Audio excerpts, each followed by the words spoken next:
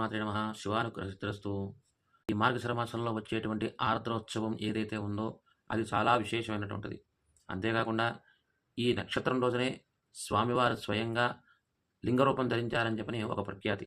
అటువంటి ఈ ఆర్ద్ర నక్షత్రం రోజున ఎవరైతే భక్తి శ్రద్ధలతో ఈశ్వరుణ్ణి అభిషేకం గాని, అర్చన గాని నిర్వహించుకుంటూ ఉంటారో వారికి సంవత్సర కాలం పాటు మీరు శివాభిషేకం చేసినా, శివదర్శనం చేసుకున్నా, మీ ఇంట్లో కావచ్చు, ఎక్కడైనా సరే ఎటువంటి కార్యక్రమాన్ని ఈశ్వరుడు నిర్వహించినా సరే, దానికి మించినటువంటిది ఈ ఒక్క మార్గశిర మాస ఆర్ద్రోత్సవం రోజున పరమేశ్వరుడు నిర్వహించేటువంటి అభిషేకం వలన లభిస్తుంది.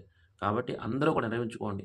ఇంకా కూడా చెప్పాలంటే అభిషేక ఫలితం మాఘమాసంలో వచ్చేటువంటి మహాశివరాత్రి కన్నా మించినది. కావున అందరూ కూడా నిర్వహించుకోండి. 10 మందికి తెలియచేయండి. తెలియజేస్తూ అంతేకాకుండా ఈశ్వరుడికి వివాహం కాని వారు ఎవరైతే ఉంటారో సత్వరమే వివాహం కొరకు స్వామివారికి పసుపు నీళ్లతో కలిపినటువంటి జలాన్ని సమర్పించడం చేత, అలాగే పార్వతీ పరమేశ్వరుల యొక్క కళ్యాణ మహోత్సవం కూడా జరిగినటువంటి ఒక సోమవారం కూడా ఉంది. కావున ఈ మాసం చాలా విశేషమైనటువంటిది. అందరూ తప్పనిసరిగా నిర్వహించుకోండి. శ్రీమాత్రే నమః.